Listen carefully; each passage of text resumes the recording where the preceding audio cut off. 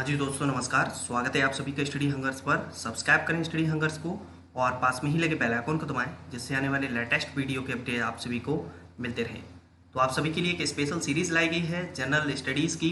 उम्मीद करता हूँ कि यह सीरीज़ आपको बहुत ज़्यादा पसंद आएगी और यह इस सीरीज़ का पहला वीडियो है, जिसे मैंने एक स्पेशल नाम दिया हुआ है जीएस की दुनिया। यानी कि ये चीज़ तो आपको तभी पता चलेगी जब वीडियो पूरा देखेंगे, तो अंत तक वीडियो में बने रहें और अच्छे से इसको समझें। चलिए स्टार्ट करते हैं वीडियो को। तो थॉट ऑफ द डे यानी कि एक विचार के साथ इसको स्टार्ट किया जाता है। सूरज की तरह चमकना है तो सूरज की तरह जलना भी पड़ेगा। यानी कि अगर आपको जीवन में बहुत कुछ उपलब्धियां हासिल करनी है, जैसे कि सूरज चमकता है, सूरज के चमकने पर जितनी भी सभी छोटी छोटी लाइट्स होती हैं, सभी सभी चीज़ें क्या हो जाती हैं, बंद हो जाती हैं। तो इसी प्रकार से आपको अपने अंदर इतनी अच्छाइयाँ लेके आनी हैं, इतना अच्छा टैलेंट लेकर आना है कि दुनिया में आप सूरज की तरह चमकें। तो चलिए सबसे पहला क्वेश्चन है, ओलंपिक खेल किस वर्ष से प्रारंभ किए गए? ऑप्शन दिए हुए हैं 1896 ईस्वी से, 1900 ईस्वी से, 1909 ईस्वी से, 1884 ईस्वी से। तो ओलंपिक खेल जो प्रारंभ किए गए वह किए गए 1896 ईस्वी से, यानी कि इसका आंसर हो जाएगा ए, पहला वाला। अब इससे रिलेटेड और क्या क्या इंपॉर्टेंट चीज़ें हैं उन सभी को जानते हैं। देखिए यही इस सीरीज की खासियत होगी, और खासियत क्या होगी कि इसमें क्वेश्चन रहेंगे केवल 5, लेकिन टोटल इससे करीबन आपके क्वेश्चंस प्रिपेयर्ड होंगे 40 के समथिंग। ठीक है, तो चलिए देखते हैं। सबसे पहला, ओलंपिक खेलों का प्रारंभ 1896 से यूनान के एथेंस शहर में हुआ। तो ओलंपिक खेलों का प्रारंभ कहाँ पर हुआ? 1896 में यूनान के एथेंस शहर में हुआ। अंतर्राष्ट्रीय ओलंपिक समिति की स्थापना 1894 में सखोन नामक स्थान पर हुई और इसका मुख्यालय लोसाने, स्विट्जरलैंड में है। तो इंटरनेशनल ओलंपिक कमेटी का हेडक्वार्टर कहाँ पर है? तो याद रखें, लोसाने, स्विट्जरलैंड। अगला है, ओलंपिक के ध्वज पर 5 रंगीन चक्र दर्शाए गए हैं, जो विश्व के 5 महाद्वीपों के प्रतिनिधित्व करने के साथ ही निष्पक्ष एवं मुक्त स्पर्धा का प्रतीक हैं। तो जो 5 चक्र हैं वह क्या करते हैं? 5 महाद्वीपों को दर्शाते हैं। तो यह वो 5 चक्र हैं ओलंपिक ध्वज पर जो स्थित हैं। चलिए देखते हैं। पहला है नीले कलर का, जो कि रिप्रेजेंट करता है आपका यूरोप महाद्वीप को। ब्लैक कलर की जो रिंग्स है यह रिप्रेजेंट करता है अफ्रीका महाद्वीप को। यहाँ पर जो ये पिंक कलर का है यह रिप्रेजेंट करता है उत्तरी अमेरिका व दक्षिणी अमेरिका, यानी कि north America and south America continent दोनों को। ये ग्रीन कलर का जो है यह रिप्रेजेंट करता है ऑस्ट्रेलिया महाद्वीप को, और येलो कलर का जो है यह रिप्रेजेंट करता है एशिया महाद्वीप को। तो यह 5 चक्र हैं जो कि महाद्वीपों को रिप्रेजेंट करते हैं। और क्या है ओलंपिक से रिलेटेड फैक्ट? तो टोक्यो जापान में क्या होने वाले थे? आप सभी को पता होगा कि 32वें ओलंपिक खेलों का आयोजन होने वाला था, लेकिन कोविड-19 यानी कि कोरोना वायरस महामारी की वजह से क्या हो गया है, अब यह खेल 2021 में 23 जुलाई से 8 अगस्त के बीच खेले जाएंगे। यानी कि एक वर्ष आगे बढ़ा दिया गया है इन ओलंपिक गेम्स को। 33वें ओलंपिक खेल कहाँ पर खेले जाएंगे? तो 2024 में पेरिस, फ्रांस में प्रस्तावित हैं। देखिए आप लोग सोच रहे होंगे कि इतने वर्ष पहले इनको क्यों आगे की मेज़बानी दे दी जाती है। तो भाई ये बहुत बड़ा गेम्स होते हैं, मोस्टली विश्व की सभी कंट्रियाँ इसमें पार्टिसिपेट करती हैं और इनके आयोजन के लिए बहुत सारी तैयारियाँ करनी होती हैं, इसलिए इनकी मेज़बानी पहले से ही डिसाइड कर दी जाती है। 34वें ओलंपिक खेल जो आयोजित होंगे वह होंगे 2028 में लॉस एंजल्स, यूएसए में प्रस्तावित है। सेकंड क्वेश्चन है, संयुक्त राष्ट्र संघ की स्थापना किस वर्ष की गई? संयुक्त राष्ट्र संघ से तात्पर्य यूएनओ, यानी कि यूनाइटेड नेशन ऑर्गेनाइजेशन। ठीक है, याद रखें, यूनाइटेड नेशन ऑर्गेनाइजेशन। संयुक्त राष्ट्र संघ की स्थापना किस वर्ष की गई? ऑप्शन दिए हुए हैं 24 मार्च 1931, 24 अक्टूबर 1945, 12 जुलाई 1940, 23 नवंबर 1949। तो संयुक्त राष्ट्र संघ की जो स्थापना की गई वह की गई 24 अक्टूबर 1945 को। तो इसका आंसर हो जाएगा बी। अब संयुक्त राष्ट्र संघ की स्थापना की जरूरत क्यों पड़ी? तो द्वितीय विश्व युद्ध हो गया, उसके बाद सभी देशों को एक साथ संयुक्त होकर एक साथ चलना था आगे, और जिससे आगे चल के ऐसे भविष्य में इस प्रकार के प्रथम विश्व युद्ध और द्वितीय विश्व युद्ध जैसे युद्ध ना देखने पड़े और शांति बनी रहे संपूर्ण विश्व में, इसलिए यूएनओ का गठन किया गया। यूएनओ से रिलेटेड कुछ फैक्ट हैं, इन्हें जानते हैं। संयुक्त राष्ट्र संघ दिवस 24 अक्टूबर को मनाया जाता है। कब मनाया जाता है? 24 अक्टूबर को, 24 अक्टूबर। वर्तमान में सदस्य देशों की जो संख्या है यूएनओ में, यानी कि जितने कंट्री जो रजिस्टर्ड हैं उसमें जो इसकी सदस्य हैं, मेंबर हैं, वो हैं 193। प्रथम महासचिव हुए जो कि ट्रिगवेली नॉर्वे के थे, और वर्तमान महासचिव हैं यूएनओ के, वो हैं एंटोनियो गुतरेस जो कि पुर्तगाल से हैं। कार्य करने वाली भाषा, यानी कि जहाँ पर इसका जो वर्क होता है, अंग्रेजी और फ्रेंच, यह दो मुख्य भाषा हैं। उसके अलावा कुछ अदर लैंग्वेज भी हैं, तो उनको भी देख लेते हैं। चीनी, रसियन, अरबी, स्पेनिश। तो अदर लैंग्वेज कौन कौन सी हैं? चीनी, रसियन, अरबी, स्पेनिश, और मुख्य भाषा है अंग्रेजी और फ्रेंच। संयुक्त राष्ट्र के 6 अंग हैं। कई बार पूछ लिया जाता है कि यूनाइटेड नेशंस के कितने अंग हैं? तो 6 अंग हैं। कौन कौन से हैं?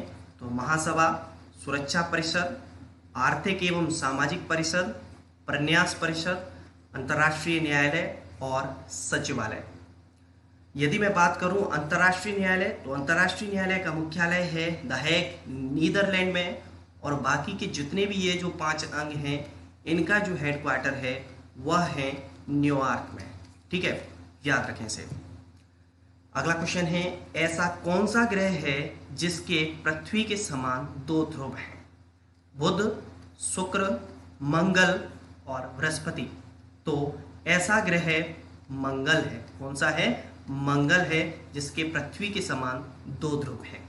मंगल से रिलेटेड और क्या फैक्ट हैं तो जानते हैं। मंगल ग्रह 25 डिग्री के कोण पर झुका हुआ है, जबकि हमारी जो पृथ्वी है वह कितने डिग्री के कोण पर है?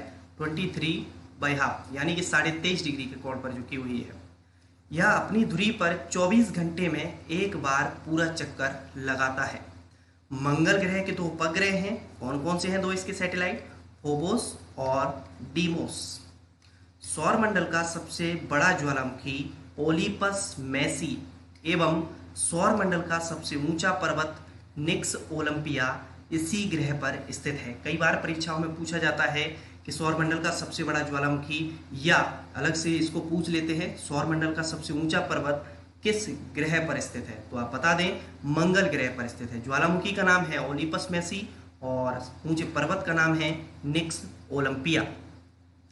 देखिए यहाँ पर एक डायग्राम दिया हुआ है, और इस डायग्राम में लगभग यदि हम कंपेयर करें अर्थ से, तो अर्थ में आप देख पा रहे होंगे यहाँ पर देखिए यानी कि 24 घंटे में ये अपना एक चक्कर पूरा कर रहा है, और करीबन ये भी 24 घंटे 36 मिनट में अपना एक चक्कर पूरा कर रहा है। और यहाँ पर यदि हम पृथ्वी की बात करें तो पृथ्वी 23.5 डिग्री पर झुकी हुई है, जो कि डिस्कस किया मैंने, और यह कितने पर? 25 डिग्री पर झुका हुआ है। यह 8 ग्रह हैं हमारे सौर मंडल के। ठीक है, अगला मंगलयान। जी बिल्कुल, अच्छा क्वेश्चन है ये मंगलयान। और एक चीज़ और मेरे माइंड में आ रही है, तो मैं यहाँ पर शेयर कर देता हूँ आपसे। देखिए ये जो है मंगल का जो मंगल ग्रह है, इसका जो रंग है वह लाल दिखाई देता है, और लाल जो दिखाई देता है वह आयरन ऑक्साइड की वजह से लाल दिखाई देता है। मंगलयान जिसे कहते हैं मार्स ऑर्बिटर मिशन। क्या था मार्स ऑर्बिटर मिशन? तो भारतीय अंतरिक्ष अनुसंधान संस्थान यानी कि इसरो ने अपना Mangalyaan Mars orbit mission MOM, जिसे नाम दिया गया मॉम, 5 नवंबर 2013 को श्रीहरिकोटा आंध्र प्रदेश से ध्रुवीय अंतरिक्ष प्रक्षेपण यान यानी कि PSLV C-25 polar satellite launch vehicle C-25 से इसको क्या किया गया था? लॉन्च किया गया था। ठीक है, एक तो इसकी डेट याद रखें, 5 नवंबर 2013 को लॉन्च किया गया, और मॉम की फुल फॉर्म पूछ लेता है कई बार, तो मार्स ऑर्बिट मिशन। ठीक है, और यदि आपने मॉम से रिलेटेड एक अभी फिल्म भी आई हुई है हाल ही में, जिसमें अक्षय कुमार मुख्य भूमिका निभाई है इन्होंने, तो मिशन मंगल के नाम से आई थी। किस नाम से आई थी? मिशन मंगल के नाम से आई थी। तो इस मूवी को आप लोग देख लेना, अच्छी फिल्म है। ठीक है, जिससे आपका ये मंगल ग्रह वाला जो कॉन्सेप्ट है वो अच्छे से आपका क्लियर हो जाएगा। अगला यदि हम बात करते हैं तो क्वेश्चन है गौतम बुद्ध के गृह त्याग को बौद्ध धर्म में क्या कहा गया है। जब गौतम बुद्ध गृह त्याग कर गए थे तो उसे बुद्ध धर्म में क्या कहा गया। महाभिनिष्क्रमण, धर्मचक्र प्रवर्तन, महापरिनिर्वाण, सांख्य दर्शन। जब गौतम बुद्ध गृह त्याग कर गए थे तो इसे बौद्ध धर्म में महाभिनिष्क्रमण कहा गया है। क्या कहा गया है? महाभिनिष्क्रमण। देखिए यहाँ पर चर्चा करते हैं। गृह त्याग जो किया था गौतम बुद्ध ने वह किया था 29 वर्ष की आयु में, जिसे महाभिनिष्क्रमण कहा गया। और प्रथम उपदेश जो दिए थे इन्होंने सारनाथ में दिए, जिसे बौद्ध ग्रंथों में धर्मचक्र प्रवर्तन कहा गया। ठीक है, जो प्रथम उपदेश दिए सारनाथ में उसे क्या कहा गया है? धर्मचक्र प्रवर्तन। और 80 वर्ष की आयु में लगभग 483 ईसा पूर्व में कुशीनारा देवरिया यूपी में मृत्यु हो गई गौतम बुद्ध की, जिसे बौद्ध धर्म में कहा गया महापरिनिर्वाण। तो ये 3 शब्द हैं, विशेष रूप से आप इन्हें याद रखें। महाभिनिष्क्रमण गृह त्याग को कहा गया, जहां सारनाथ में इन्होंने प्रथम उपदेश दिए उसे धर्मचक्र प्रवर्तन कहा गया, और इनकी मृत्यु को महापरिनिर्वाण कहा गया। बौद्ध धर्म के त्रिरत्न हैं। 3 रत्न कौन कौन से हैं? बुद्ध, धम्म, संघ। याद रखें, ठीक है, बुद्ध, धम्म, संघ। बौद्ध धर्म के जो संस्थापक थे वो थे गौतम बुद्ध, और गौतम बुद्ध को जो जाना जाता है वह जाना जाता है एशिया के ज्योतिपुंज के नाम से, यानी कि लाइट ऑफ एशिया। कई बार परीक्षा में पूछ लिया जाता है कि लाइट ऑफ एशिया कैसे कहा जाता है, तो बता दें आप, गौतम बुद्ध को कहा जाता है। और बुद्ध ने जो अपने उपदेश दिए वह दिए पाली भाषा में। किस भाषा में दिए? पाली भाषा में। अगला इस सीरीज का लास्ट क्वेश्चन है, यानी कि सीरीज में केवल 5 क्वेश्चन डिस्कस करेंगे हम। इलाहाबाद का नाम बदलकर कर दिया गया है। इलाहाबाद का नाम बदलकर क्या कर दिया गया है? ऑप्शन दिए हैं प्रयागराज, अयोध्या, फिरोजपुर, इनमें से कोई नहीं। तो इलाहाबाद का नाम जो बदलकर कर दिया गया है वह कर दिया गया है प्रयागराज। क्या नाम हो गया है इलाहाबाद का? प्रयागराज नाम हो गया है।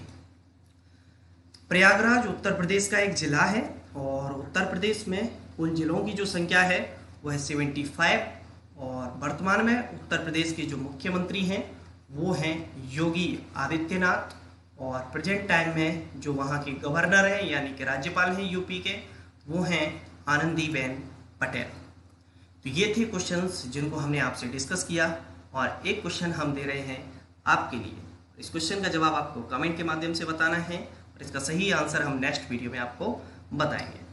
भारत का सबसे लंबा राष्ट्रीय राजमार्ग यानी कि नेशनल हाईवे कौन सा है? अच्छे से सोचकर समझकर आपको अच्छे से जवाब देना है, और मुझे कमेंट में बताना है कि यह सीरीज़ आपको कैसी लगी, पसंद आई कि नहीं आई। और अपने दोस्तों में इसको शेयर कर दीजिए और वीडियो को लाइक कर दीजिए। चलिए, थैंक यू। जय हिंद, जय भारत।